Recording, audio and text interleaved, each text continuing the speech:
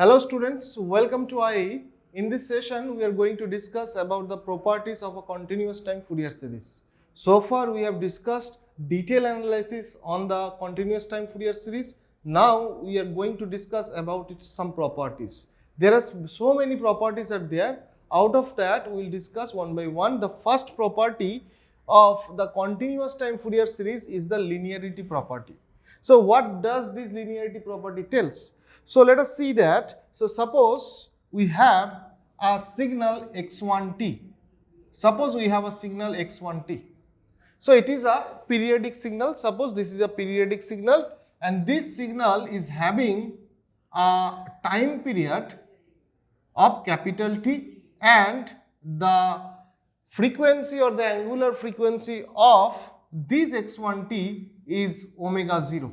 So T is the time period of x1t and omega 0 is the angular frequency of this x1t signal. Now, if we suppose, let us assume that this x1t, since it is a periodic signal, we can express this in a Fourier series. We can use Fourier series, continuous time Fourier series. So if we do the Fourier series, I am denoting the Fourier series as Fs. So if we do the Fourier series of x1t, there will be some Fourier coefficient. Let us assume we are expressing the x1t into exponential Fourier series. So if we do the exponential Fourier series of this x1t having time period t and the angular frequency omega 0, then it will have some Fourier coefficient. So let us say that the Fourier coefficient is Cn. So Cn is the Fourier coefficient of the x1t. Similarly, let us assume that we have another signal x2t which is also periodic and having some angular frequency, and we are doing the Fourier series of this signal also, and let us assume that dn is the Fourier coefficient of this x2t. So what we have assumed? We have assumed that we have one signal x1t which is Fourier series, which we have done Fourier series of x1t. So Cn उसका Fourier series का coefficient है. Similarly आपके पास और एक signal है x2t जिसका जो एक पीरियडिक सिग्नल है और उसका एक पीरियड टाइम पीरियड होगा और एंगुलर फ्रीक्वेंसी भी होंगे. उसको अगर मैं Fourier सीरीज में डालूंगा तो मुझे एक Fourier कोएफिशिएंट मिल रहा है dn. Now let us assume that we have another one signal a into x1t plus b into x2t, where a and b are the arbitrary constant. a और b आपका arbitrary constant है. a and b are arbitrary constant.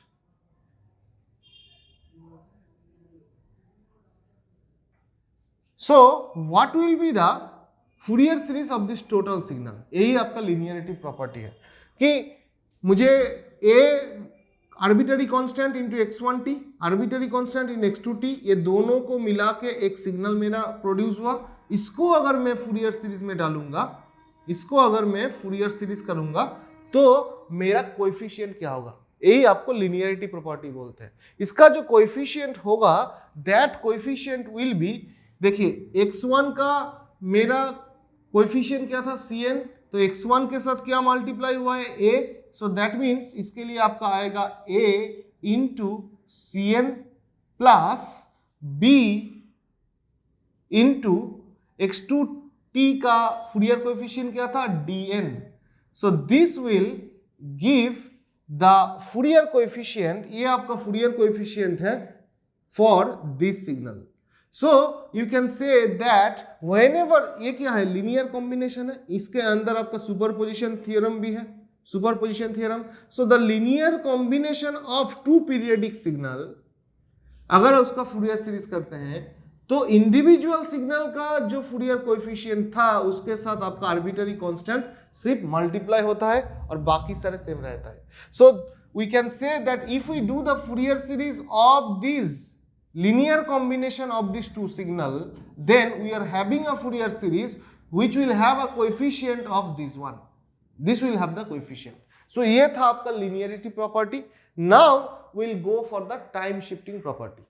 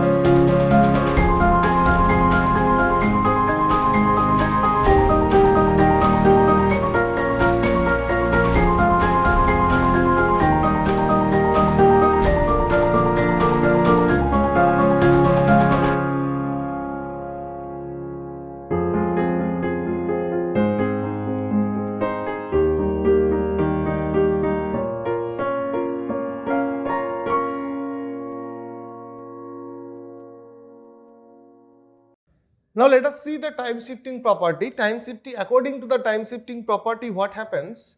Suppose we have a signal, suppose we have a periodic signal xt, it is a periodic signal, same as that, it has a time period, it will have an angular frequency. Now let us assume that if we do the Fourier series of this periodic signal, then let us assume that it is having the Fourier coefficient as Cn. Now, if we do the time shifting of this periodic signal, so let us say that we have done the time shifting as minus t0. So, xt minus t0 is the time shifted version of this xt. And now, if we do the Fourier series, so what will be the Fourier coefficient of this time shifted signal? So, for that purpose, we can say that we will prove that also. So the Cn, यहाँ पे जो मेरा Fourier series होंगे, इसका जो coefficient होगा, इस coefficient का वैल्यू आपके लिए होंगे e to the power minus jn omega 0 t0 into Cn. This will be the coefficient of this time shifted periodic signal का फूरियर सीरीज में आपका कोएफिशिएंट ये आएगा. सो ये कैसे आता है? So this conclusion is very important for the numerical purpose, but in the semester sometimes they give the derivations also. So you have to understand the derivations also. So now if you remember the Cn का equation क्या था? Cn was the coefficient of the exponential Fourier series, जिसका equation था 1/t integration over the time period, और उसके लिए आपका था xt e to the power minus jn omega 0 t into dt, ये वाला था. सो नाउ आपके पास अभी xt क्या है? xt is nothing but x of t minus t0. So I can replace this xt as x of t minus t0, क्योंकि इसका मुझे फूरियर सीरीज निकालना है. सो 1/t integration over the time period, और यहाँ पे होंगे आपका xt minus t0 e to the power minus jn omega 0 t into dt, ये वाला आएगा. Now let us assume this t minus t0 as a dummy variable. So let us take that t minus t0 as p. So if I do the derivative on the both side, so it will come as dt is equals to dp. Now let us replace the values in this equation. तो आपका जो Cn का equation आएगा, that will be 1/t integration over the time period. Okay? अब यहाँ पे है x t minus t0 और t minus t0 आपका p है, तो x of p में लिख सकता हूँ.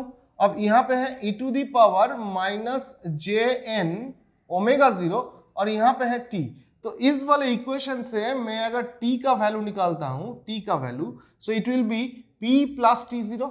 सो p प्लस t0 यहाँ पे पुट करेंगे तो ये होगा आपका p प्लस t0 और dt मतलब आपका dp है, तो यहाँ पे dp.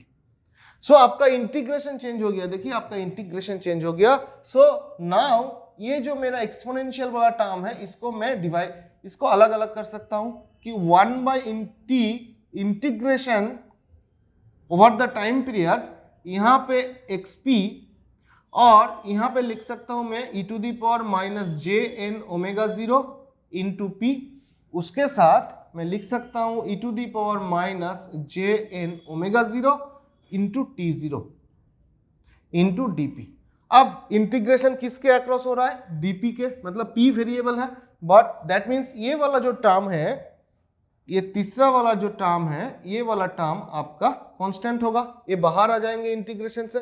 So if I take this term outside of the integration, so it will be Cn, और यहाँ पे है 1/t, तो 1/t उसके साथ आएगा e to the power minus jn omega 0 into t0, और इसके साथ मेरा integration over the time period, यहाँ पे xp, यहाँ पे xp, और e to the power minus jn omega 0 p0 omega 0 into p into dp, ये वाला आएगा.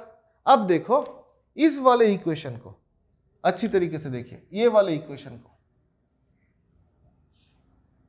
ये वाले इक्वेशन को अच्छी तरीके से देखिए और इसके साथ कंपेयर कीजिए। So now you can see that ये जो इक्वेशन है, इस इक्वेशन को मैं थोड़ा सा अरेंज करके कैसे लिख सकता हूं, थोड़ा सा अरेंज करेंगे तो यहां पे होगा e to the power minus J N omega 0 t0, उसके साथ 1/t integration over the time period, यहां पे आपका xp e to the power minus J N omega 0 into P into D, ये वाला लिख सकता हूं। अब देखो ये वाला जो पार्ट है, ये वाला जो पार्ट है, ये वाला part, this part is similar to this part, सिर्फ डिफरेंस क्या है, यहां पे टाइम, यहां पे वेरिएबल था t, यहां पे वेरिएबल था p, सेम थिंग है, दोनों सेम थिंग। दैट मीन्स ये क्या है, ये आपका cn ही है, मगर सिर्फ आपका वेरिएबल अलग अलग है। यहाँ पे cn मतलब, यहाँ पे जो cn मैंने इक्वेशन पे था वहां पे इंटीग्रेशन वेरिएबल क्या था, t था, और यहाँ पे इंटीग्रेशन वेरिएबल p था। सो दैट मीन्स ये दोनों सेम वैल्यू देंगे, कि सिर्फ आपका इंटीग्रेशन वेरिएबल अलग होता है। So that means we can say that this cn, ये वाला जो cn है, ये cn किसके लिए है, ये cn आपका x of t minus t0 के लिए है। So this cn will be equals to e to the power minus J N omega 0 t0, और ये भी तो आपका पैरा xt का cn है। So this is the cn due to xt, और ये वाला cn है आपका x of t minus t0 के लिए। So that means we can say that if we have a signal xt having a period, time period capital T, and if the Fourier coefficient of this xt is cn, then the Fourier coefficient of x of t minus t0 will be equals to e to the power minus j n omega 0 into t0 into cn.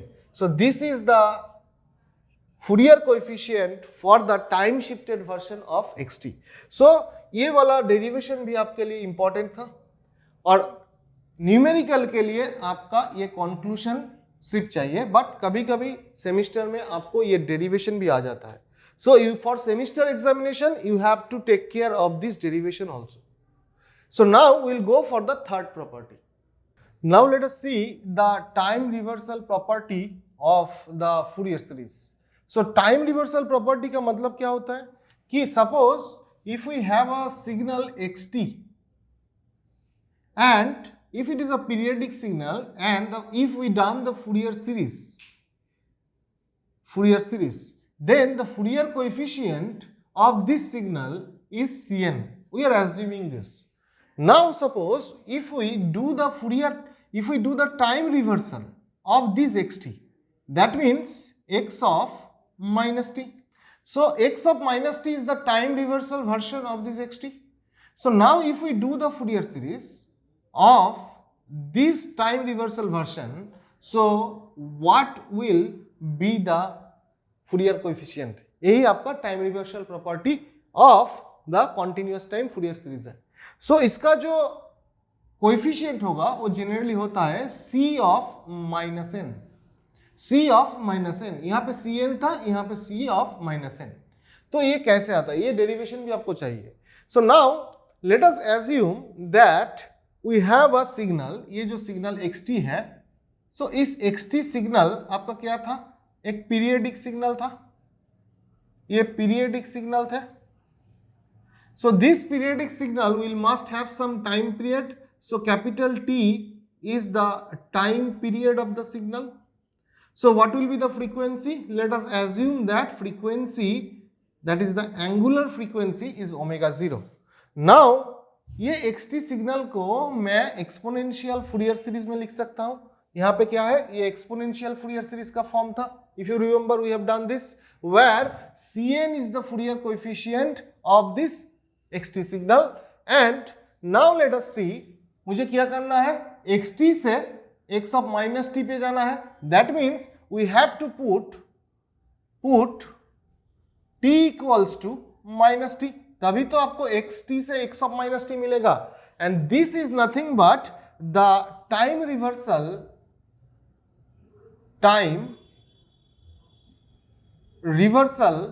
Of x t, यही आपका time reversal of x t है। So यहाँ पे देखिए t equals to minus t put किया मैंने, तो x of minus T हुआ, यहाँ पे e to the power minus J N omega 0 t होगा, क्योंकि यहाँ पे t था, t equals to minus t करने से यहाँ पे माइनस साइन आ जाएंगे। सो नाउ अब देखो और एक चीज, लेट अस पुट यहाँ पे जो माइनस एन है, यहाँ पे जो माइनस एन है इसको मैं स्मॉल m लिख रहा हूं।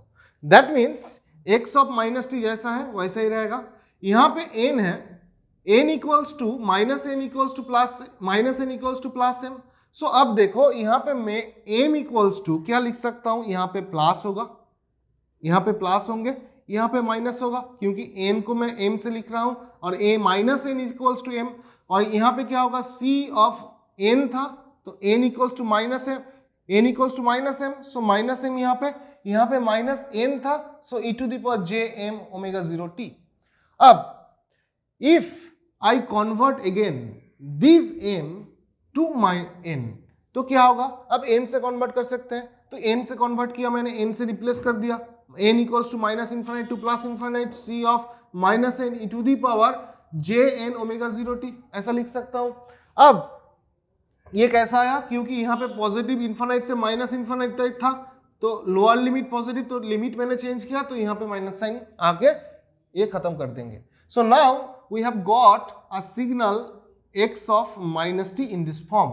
So now if you look at this equation, ये वाले इक्वेशन पे देखिए, ये वाले इक्वेशन पे देखिए। So in this equation if you look at the right hand side कौन सा है, ये आपका राइट हैंड साइड है।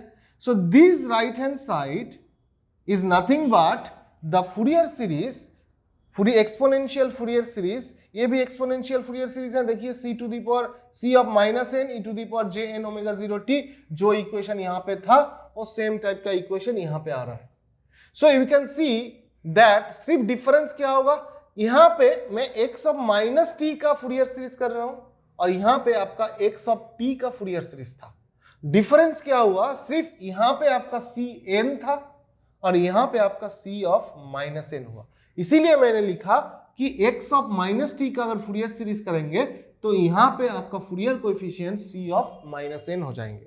So in this way we can prove that if we do the time reversal of an any periodic signal and if we do the Fourier series, then the Fourier coefficient of the time reversal version will be, यहाँ पे अगर Cn है तो यहाँ पे C minus n हो जाएंगे। So now we have proved that time reversal के लिए Fourier coefficient क्या होता है। Now another thing, if this is the extra part of this time reversal property, extra part बहुत ही इंपॉर्टेंट है फॉर द न्यूमेरिकल पर्पस। देखिए, if xt is a even signal, अगर xt एक इवन सिग्नल होते हैं तो क्या होगा, अगर xt एक इवन सिग्नल होते हैं, according to the definition of xt we know that x of t will be equals to x of minus t। xt जो होंगे x of minus t same होगा। अब ये xt का फूरियर कोएफिशिएंट क्या था, Cn था वहां पे देखिए, और x ऑफ माइनस टी का फूरियर कोएफिशिएंट क्या था, C माइनस एन था। तो ये दोनों भी सेम होंगे, ये दोनों भी सेम ही होगा if xt is a periodic signal. So if xt is a even signal, so इसका कंक्लूजन क्या है, कंक्लूजन मतलब if xt is a even signal then the Fourier coefficient of the xt will also be a even signal, ये भी even function होंगे। Similarly next part में मैं लिख सकता हूं कि if xt is a odd signal, अगर xt मेरा ऑड सिग्नल होता है, so that means x of t will B minus of x of minus t। सो इसका फूरियर कोएफिशिएंट था Cn, इसी का फूरियर कोएफिशिएंट क्या था, C ऑफ माइनस n, सिर्फ ये वाले पोर्शन का माइनस छोड़ के। सो that means C of n will be minus of C of minus n। सो इसका मतलब क्या हुआ कि अगर xt मेरा ऑड सिग्नल होता है then the Fourier coefficient will also be a odd signal, odd function होंगे, फूरियर कोएफिशिएंट भी ऑड फंक्शन होंगे। अगर xt मेरा इवन फंक्शन होता है, इवन फंक्शन, सो मेरा फूरियर कोएफिशिएंट भी इवन फंक्शन होंगे। अगर xt मेरा ऑड सिग्नल होता है तो फूरियर कोएफिशिएंट जो होंगे वो भी मेरा ऑड फंक्शन होगा। So this is all about the time reversal property. The most important thing to remember here this one and this one. जहां पे मैंने स्टार डाला ये आपको एग्जाम के लिए बहुत ही जरूरी है, और ये भी हो सकता है कि ये जो मैंने c ऑफ माइनस n बोल रहा हूं ये कैसे आ रहा है, इस तरीके से आ रहा है। In this way you can prove this. ये प्रूफ भी सेमिस्टर के लिए बहुत ही इंपॉर्टेंट है। Now we will go for the fourth property. Now let's go to the fourth property. In this fourth property we are going for the time scaling property. So that means if we have a periodic signal xt, and if this periodic signal is having the time period as capital T and the frequency, that is the fundamental frequency, as omega 0, and if we do the Fourier series of this signal xt, then the Fourier coefficient of this signal xt will be Cn. We are assuming this. So this is our first assumption, that is we have a signal xt and it is a periodic with periodicity capital T and fundamental frequency omega 0. Now we will do this Fourier series, then the Cn will be the Fourier coefficient of this Fourier series. Now what we will do, we will try to see what will be the Fourier coefficient for the signal x of at, where a is the scaling parameter. So that means right now we will do the Fourier series of x of at and we want to find the Fourier coefficient of x of at. अब सोचिए ये जो a है, ये a क्या है? This a is the scaling parameter we have already discussed. So this is the scaling parameter of xt. So now if एक a अगर मेरा लेस देन 1 होता है, अगर लेस देन 1 है, then this x80 signal, this x of 80 signal will be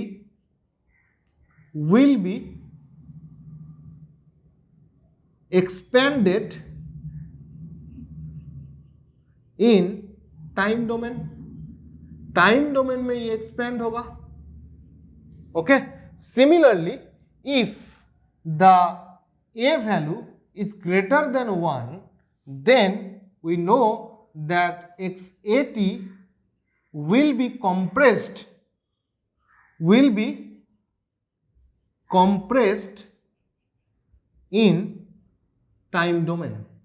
ये time domain में compression होगा। सो ये मैंने देखा था, ये सिंपल सा चीज है जो मैंने स्केलिंग जब किए थे सिग्नल का फर्स्ट वाले चैप्टर में ये डिस्कस किया था। अब सोचो कि if we have two cases that a is less than 1 and if a is greater than 1, दोनों केस है। तो a अगर ग्रेटर देन 1 हो रहा है, ग्रेटर देन 1, तो कंप्रेशन होगा। कंप्रेशन कहां पे? टाइम डोमेन पे कंप्रेशन होगा। अगर a लेस देन 1 है तो एक्सपेंशन है। एक्सपेंशन कहां पे? टाइम डोमेन पे। सो टाइम डोमेन पे अगर यहां पे कंप्रेशन होता है तो फ्रीक्वेंसी डोमेन पे क्या होगा? फ्रीक्वेंसी पे क्या होंगे? ये एक्सपेंशन होंगे, ये आपका एक्सपेंशन होगा। सिमिलरली यहां पे फ्रीक्वेंसी डोमेन पे मेरा कंप्रेशन होंगे,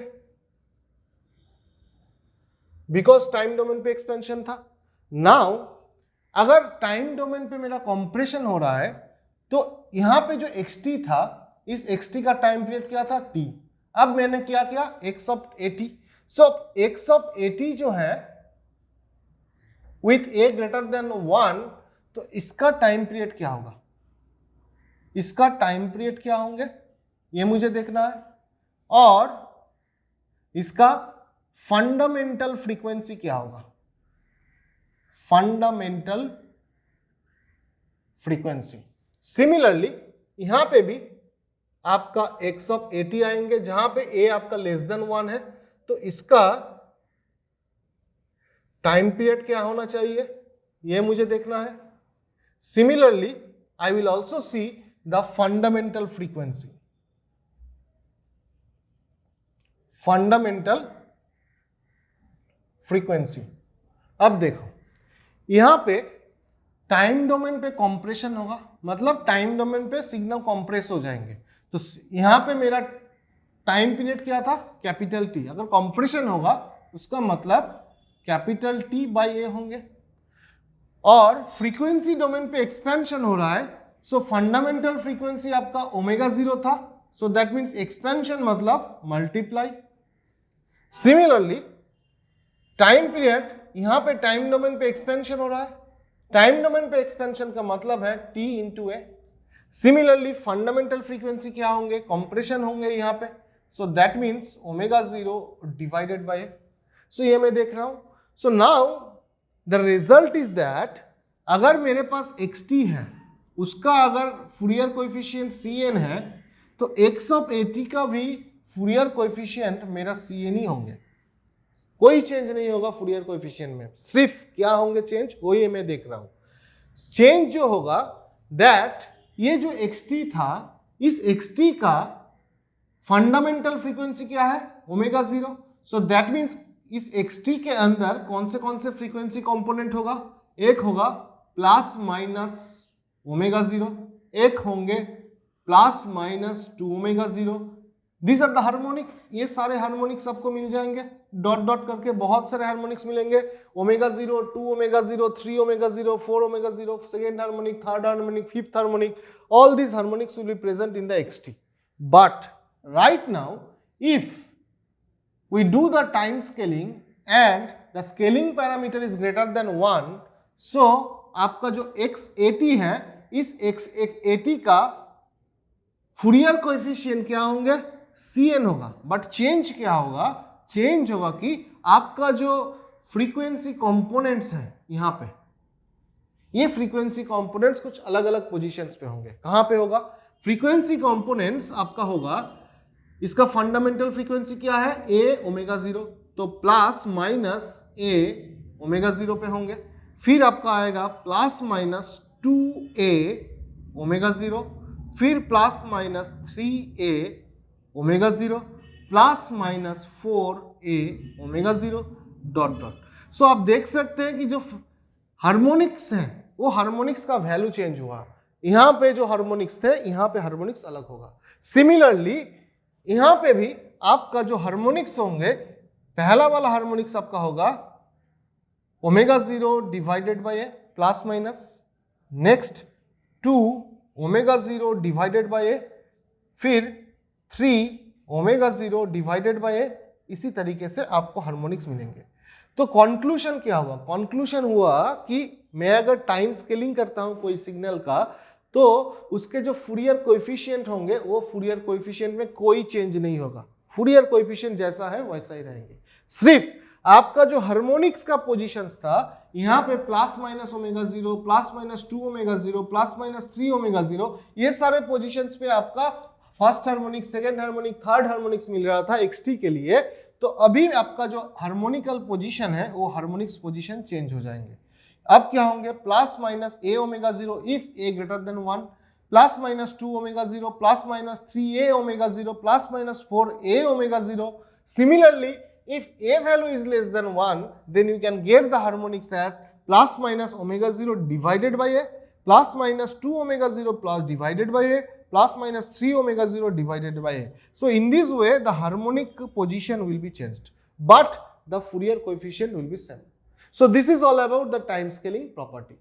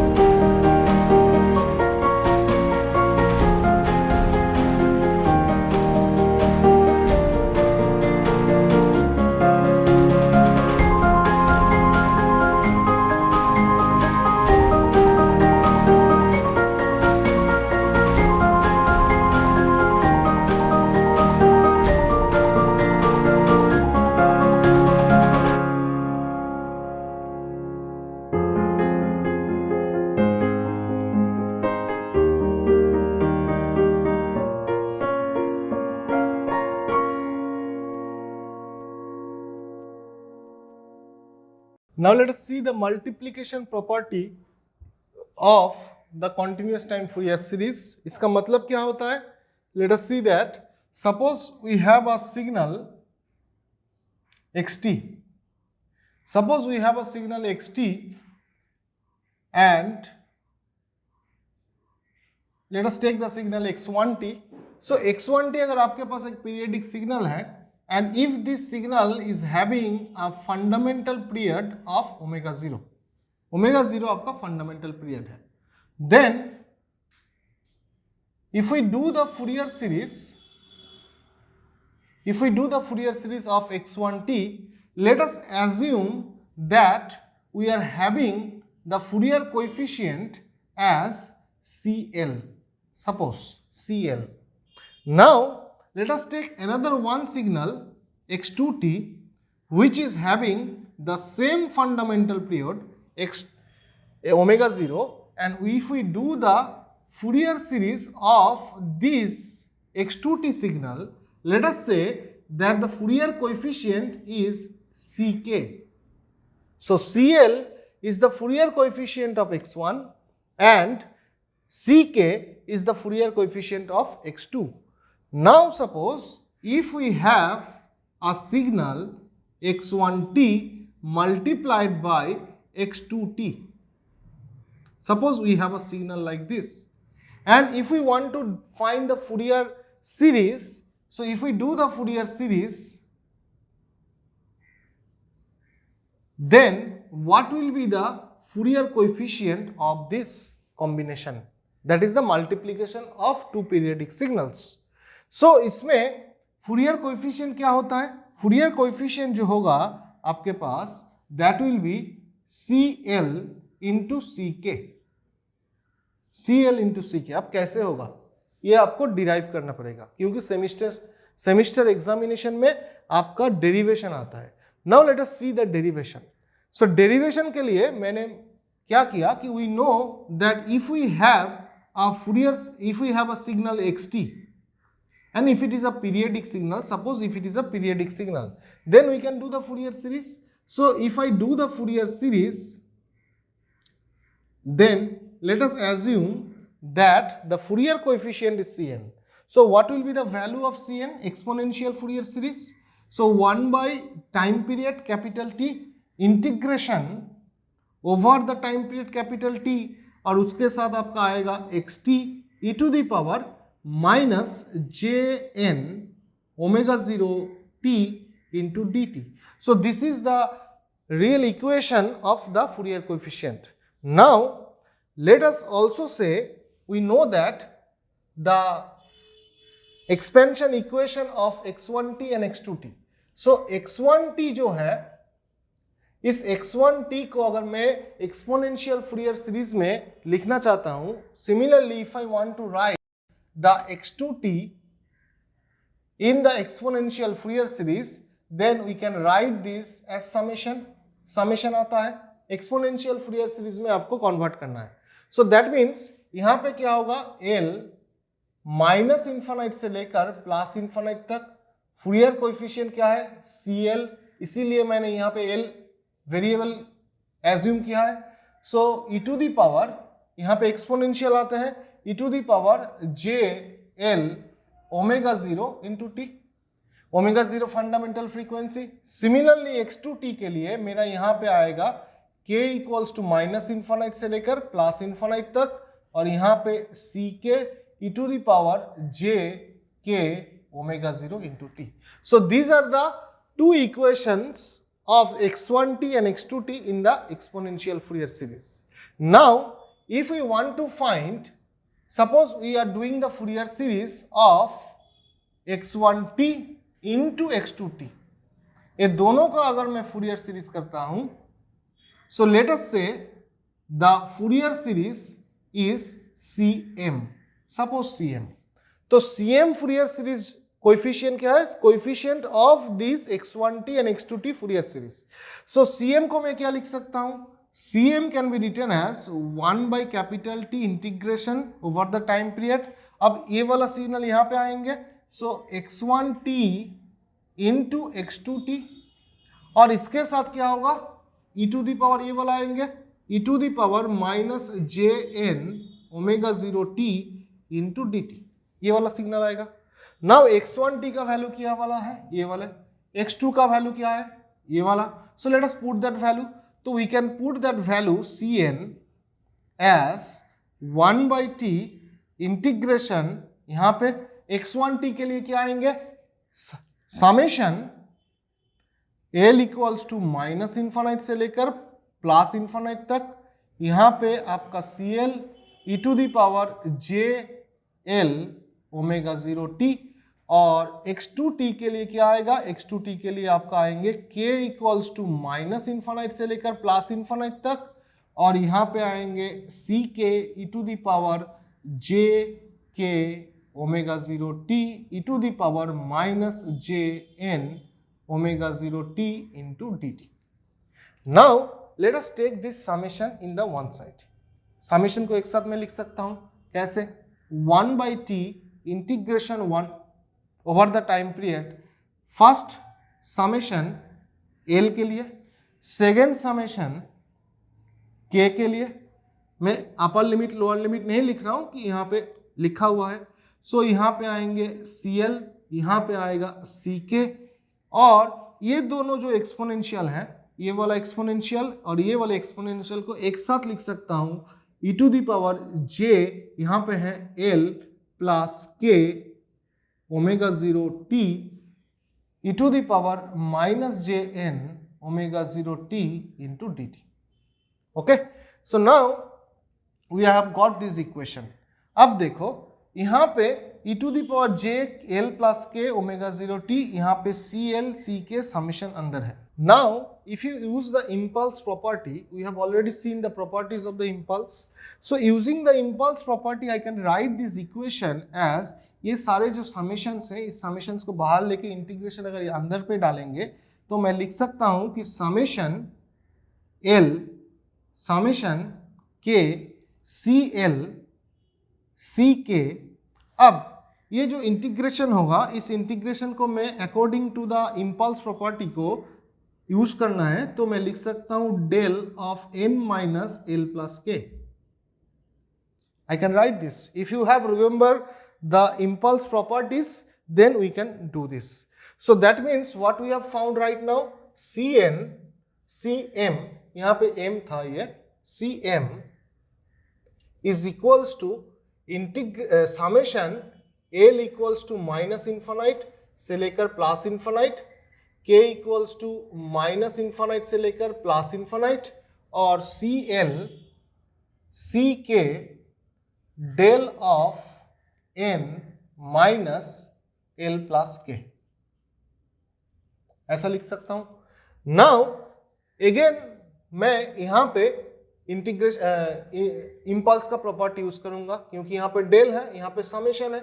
so that means I can write Cm as, यहां पे summation L equals to minus infinite से लेकर plus infinite, summation K equals to minus infinite से लेकर plus infinite, CL CK। So that means we have got the Cm value in terms of CL and CK। क्या लिखा था मैंने, CL into CK का multiplication होगा, यहाँ पे देखिए CL इंटू CK का मल्टीप्लाई हो रहा है। So in this way we can prove that if we do the multiply of the two same periodic signal with same period, so and if we do the Fourier series, then the Fourier series coefficient will be the product of the individual Fourier coefficient of x1t and x2t, and we have proved this in this way. We are doing the proof because we are studying for the semester examination, और semester examination में ये proof आ सकता है, इसीलिए मैंने यहाँ पे proof किया। तो आपके लिए कौन सा इंपॉर्टेंट है, आपके लिए ये वाले कंक्लूजन इंपॉर्टेंट है, और ये जो मैंने डिराइव किया ये भी आपके लिए इंपॉर्टेंट है for the semester examination. Now will go for the next property. Now let us see the convolution property of the Fourier series. इसका मतलब है कि suppose we have one signal x1t and suppose the time period of this signal, if I say the time period of this signal is capital T. Suppose. Similarly, if we do the Fourier series of this signal x1t, let us say that the Fourier coefficient is Cn. So Cn is the Fourier coefficient of this x1t which is having a time period of capital T. Similarly, let us take another one signal x2t which is having the same time period capital T, and if we do the Fourier series of this x2t, let us say the Fourier coefficient is Dn. Now we want to do the Fourier series of x1t convolution of x2t. सो ये दोनों का convolution कर सकता हूं. सो ये दोनों का convolution के जो फूरियर सीरीज होंगे उसका जो मेरा फूरियर कोएफिशिएंट होगा उसको मुझे ढूंढना है. So this is the main thing that you need to understand, that x1t का मेरा फूरियर कोएफिशिएंट Cn, x2t का Fourier coefficient Dn. So what will be the Fourier coefficient for x1 convolution of x2. So क्या होता है कि if you understand then we can write that the Fourier coefficient of this convolution is capital T, where capital T is the time period into Cn into Dn. अब इसको आपको proof करना होगा क्योंकि सेमिस्टर में आपको प्रूफ चाहिए. For numerical के लिए आपका सिर्फ यहीं तक है. But if they told you to prove this property then we can do this in this way. मैंने यहाँ पे करके रखा है कि देखिए x1t जो है, ये वाला x1t, इसको मैं अगर एक्सपोनेंशियल फूरियर सीरीज में लिखूं तो ऐसे लिख सकता हूं n equals to minus infinite से लेकर प्लस इन्फानाइट तक. Cn आपका Fourier series coefficient e to the power jn omega 0t. Similarly if I want to write x2t in the exponential Fourier series, ये जो x2t है इसको अगर मैं एक्सपोनेंशियल फूरियर सीरीज में लिखना चाहता हूं तो मैं लिख सकता हूं p इक्वल्स टू, यहाँ पे p वेरिएबल मैंने एज्यूम किया, n दोनों जगह नहीं ले सकता क्योंकि दोनों को एक ही इंटीग्रेशन में डालना होगा, तो p variable. So p equals to minus infinite से लेकर प्लस इन्फानाइट तक, और यहाँ पे dp to the power jp omega 0t. So where dp is the Fourier coefficient of this x2t. Now मुझे क्या करना है, we have to find the Fourier coefficient of x1 convolute of x2t. So x1 convolute of x2t को मैं लिख सकता हूं integration x1 tau x2 t minus tau. ये तो आपका नोन फॉर्मूला है, convolution formula. Now in the place of x1 we can write this part. ये वाले पार्ट को मैं लिख सकता हूं, जस्ट ये वाले इक्वेशन को यहां पे पुट किया.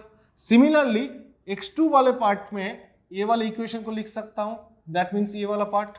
सो नाउ ये दोनों समेशन को एक साथ लिखिए, Cn dp e to the power. अब देखो ये वाले जो टर्म है और ये वाले एक्सपोनेंशियल टर्म को मैं एक साथ लिख सकता हूं. कैसे, e to the power jn omega 0 tau, e to the power jn omega 0 tau, यहाँ पे n, यहाँ पे आपका आ जाएगा p. So n minus p, और t वाले टर्म को मैं अलग से लिखा. सिंपल सा मैथमेटिक्स. नाउ मैंने समेशन को वाला जो पार्ट है वो इंटीग्रेशन के बाहर लिख सकता हूं. सो इंटीग्रेशन के बाहर लिखा और ये वाला पार्ट आया. सो ये जो मेरा इंटीग्रेशन अभी आया हुआ है, if you do this integration you can find that it will coming out to be this one, t e to the power jn omega 0t. अब यहाँ पे तो दो समेशन की जरूरत नहीं है क्योंकि दोनों एक ही है.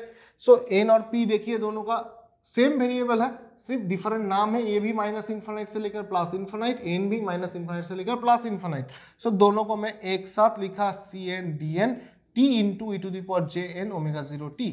अब देखो ये जो पार्ट है, ये जो पार्ट है, अब मैं लिख सकता हूं जो मेरा xt इन कन्वोल्यूट ऑफ x2t है ये वाला, तो इसका क्या आ रहा है, summation n equals to minus infinite से लेकर प्लस इन्फानाइट तक, और यहाँ पे आपका Cn, यहाँ पे Dn, उसके साथ capital T e to the power jn omega 0 into t. So that means if you compare, we know that कि अगर मेरे पास कोई सिग्नल xt है, इस सिग्नल को मैं अगर एक्सपोनेंशियल फूरियर सीरीज में लिखना चाहता हूं तो मेरा होता है Cn e⁻jn omega 0 t। If you compare this to equation, ये दोनों इक्वेशन को कंपेयर कीजिए, देखिए ये भी मेरा Fourier series exponential Fourier series के जैसा ही है, सेम है। सो ये वाले part, this part is nothing but this Cn part. So you can say this is the Fourier coefficient. ये मेरा Fourier coefficient है। किसका Fourier coefficient? x1 convolute of x2t, इसका Fourier सीरीज का Fourier coefficient मेरा t into Cn into dn, जो मैंने यहाँ पे लिखा था। So ये हुआ आपका प्रूफ, और आपका न्यूमेरिकल के लिए सिर्फ आपको ये वाला चाहिए। So if they ask you कि prove that what will be the Fourier coefficient of the convolution of two signal, then you have to do this derivation, and if they ask you only the numerical, you can use directly this. So this was the convolution property. Now we'll go for the next property. Now let us see the conjugation property, which is the seventh property of the Fourier series. So here what we can see, that if we have a signal xt, and if we do the Fourier series, so Cn will be the Fourier coefficient of this xt Fourier series. Now we have done the conjugate, x conjugate of t. So now if we do this Fourier series, so what will be the Fourier coefficient of this x conjugate t? Generally what happens, the Fourier coefficient of this conjugate will be c minus n conjugate. So this will be the Fourier coefficient of this conjugate of t. तो ये कैसे होता है? There is a very small derivation, we are not going to this derivation. So अब देखिए यहाँ पे मैंने क्या देखा कि if this xt, ये वाला xt अगर मेरा, suppose this xt is real, if the xt is a real signal, if this xt is a real, so what will happen? So xt will be same as x conjugate of t, ये होंगे। So if this happens, then we can say if xt is real, then we can write x of t is equals to x conjugate of t, जो मैं यहाँ पे लिखा था। So now if I do the Fourier series, if I do the Fourier series of xt and if I do the Fourier series of x conjugate of t, तो x conjugate of t के लिए मेरा Fourier coefficient है this one, और xt के लिए Fourier coefficient Cn, ये दोनों सेम हो जाएंगे, ये दोनों सेम होगा। ये कब होगा? जब मेरा सिग्नल रियल होंगे। Now suppose, और एक केस में if the signal is even, that means xt is equals to x of minus t, we know that from the even signal. So that means अभी मैंने देखा कि अगर even signal होते हैं तो Cn xt का अगर मेरा Fourier coefficient है, ये दोनों सेम होंगे, क्योंकि अभी मैंने कुछ प्रॉपर्टीज पहले ही मैंने बोला था कि अगर xt मेरा इवन सिग्नल होता है तो इसके अंदर फूरियर सीरीज करने के बाद जो फूरियर कोएफिशिएंट मिलेंगे वो फूरियर कोएफिशिएंट भी आपका इवन सिग्नल होगा। So Fourier coefficients are also even signal, that's why I can write Cn equals to c of minus n। Now suppose if the signal xt is real and even, दोनों एक साथ अगर real और even होते हैं तो Fourier coefficient xt के Fourier series coefficient are also real and even, ये भी रियल और इवन होंगे एक साथ। अगर मैंने यहाँ पे देखा कि अगर xt मेरा रियल होता है तो यहाँ पे भी Cn और c minus n conjugate same होंगे। सिमिलरली xt अगर इवन होता है तो फूरियर कोएफिशिएंट भी इवन होंगे। अगर xt मेरा रियल प्लस इवन, एक दोनों एक साथ, तो Fourier coefficients are will also be real and even. Similarly if we have a signal xt which is, यहाँ पे रियल था, सो सपोज मान लीजिए यहाँ पे ऑड सिग्नल है, so if the xt is a odd signal plus the imaginary one, imaginary real नहीं है, सो इसके जो फूरियर कोएफिशिएंट होंगे, इसका जो फूरियर सीरीज कोएफिशिएंट होगा, that Fourier series coefficient will be purely imaginary and odd. This is the most important conclusion. This conclusion is very much important for the objective purpose. Semester examination में यहां से objective questions आते हैं, multiple choice question यहां से आते हैं, बहुत फ्रीक्वेंटली आते हैं कि अगर xt कोई सिग्नल अगर रियल इवन होता है तो उसका फूरियर कोएफिशिएंट भी रियल और इवन होंगे, अगर मेरा सिग्नल ऑड प्लस इमेजिनरी होता है तो फूरियर कोएफिशिएंट आपका प्योरली इमेजिनरी होगा, purely imaginary and odd. So this was the conjugation property. Now we'll go for the next property. Now let us see the last property of the Fourier series, continuous time Fourier series, is the Parseval theorem. So Parseval theorem, actually first let us discuss what is Parseval theorem. So according to the Parseval theorem we can find the mean power over the time period. So पूरे time period के अंदर mean power कितना है, average power, that can be found from the Parseval theorem. So let us see, and this Parseval theorem is very much important for the semester examination, because यहाँ से आपको if you look at the questions of the semester MACOUT, so you can get the short note. Short note ये वाले theorem से आता है. They will tell you write the short note on the Parseval theorem, then you have to write in this way. So now let us see, let us understand how the Parseval theorem depicts. So for the Parseval theorem, let us assume that we are having two periodic signal. We are having two periodic signal, x1t and x2t. Both of them are having the same power, capital T. दोनों का same time period है, same period है, वो है capital T. और एक चीज है कि ये जो x1t है, इस x1t का फूरियर कोएफिशिएंट आपका Cn है और x2t जो है इसका फूरियर कोएफिशिएंट है Dn. So Cn and Dn are the Fourier coefficient of x1t and x2t which are of same period of capital T. Now if we want to find this integration, so let us find this integration 1 by t, t0 over the time period integration x1t into conjugate of x2t. अब क्या करना है, ये जो x1t है, इस x1t को आपको एक्सपोनेंशियल फूरियर सीरीज में लिखना है. तो we have written it like this. You know that the x1t can be written in a exponential Fourier series like this. Similarly x2t को भी आपको एक्सपोनेंशियल फूरियर सीरीज में लिखना है. सो यहाँ पे dm आ जाएंगे, m होगा अलग सा वेरिएबल और इसका conjugate, because this is the exponential Fourier series form of x2t and this is the exponential Fourier series form of x1t. Now let us take out the summation out of the integration. So out of the integration में मेरा summation आ गया, Cn आ जाएंगे, dm आ जाएगा.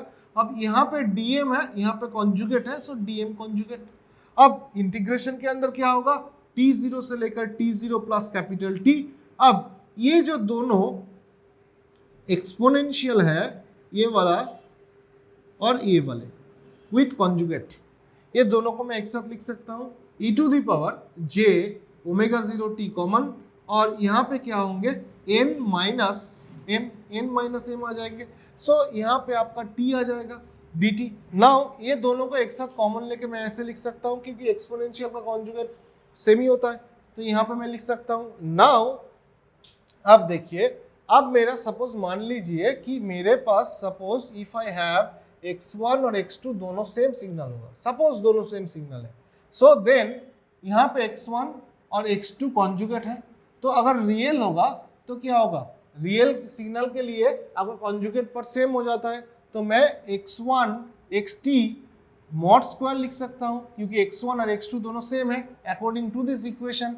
सो this equation, अब देखो ये वाला जो मेरा इंटीग्रेशन था, इस इंटीग्रेशन में मेरा अगर n वैल्यू अगर मेरा 0 यहाँ पे है तो 1 बाई टी इंटीग्रेशन यहाँ पे ये वाला समेशन है. अब इस वाले इंटीग्रेशन के बाद सोचिए, यहाँ पे बात सोचिए n इंटीग्रेशन में, तो ये वाले इंटीग्रेशन क्या होगा, तो यहाँ पे अगर n इक्वल्स टू m हो जाता है, n equals to m, then what will happen, ये वाला आपका e टू दी पावर 0 हो जाएंगे, dt मतलब 1 हो जाएगा यहाँ पे. So that means if n equals to m, then what will happen, then we will get this one only.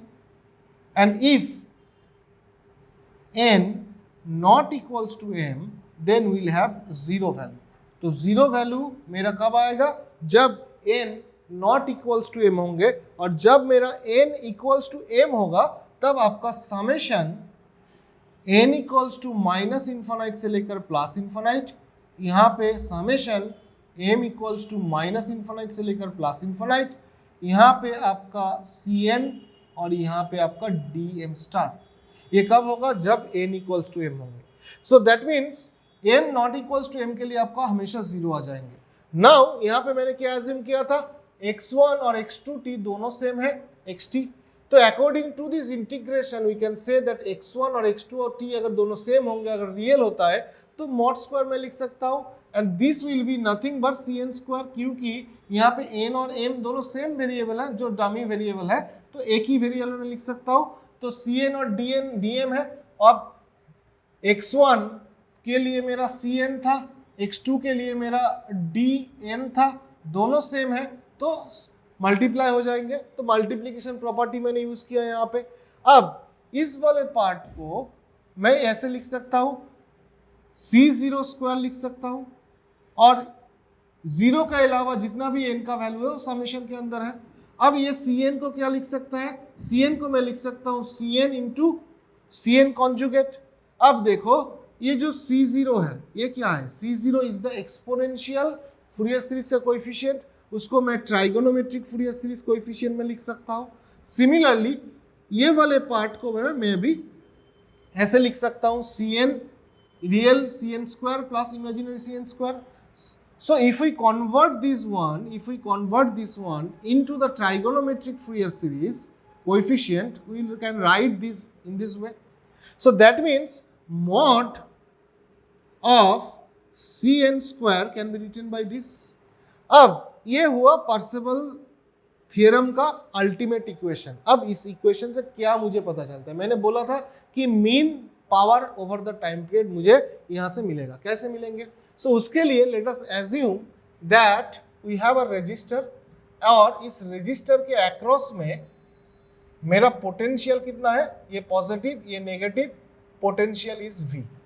So the power dissipated by this resistor can be written as the current through this resistor square into R or V square by R. Now if the resistor value is 1 ohm, then what will happen? So it can be written as power, instantaneous power is equals to I square R or V square T. I square T or V square T. Now mean power, if we want to find the mean power over the time period, then time period से divide करना पड़ेगा 1 by T.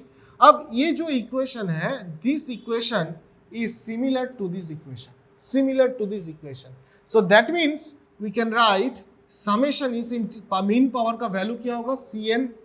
cn square, और यहाँ पे है minus infinite से लेकर plus infinite तक। अब इसी को मैं ऐसे लिख सकता हूँ, सो दैट इज यहाँ पे देखिए a0 स्क्वायर है, यहाँ पे a0 स्क्वायर होना चाहिए था, मिस्टेक हुआ था, a0 स्क्वायर।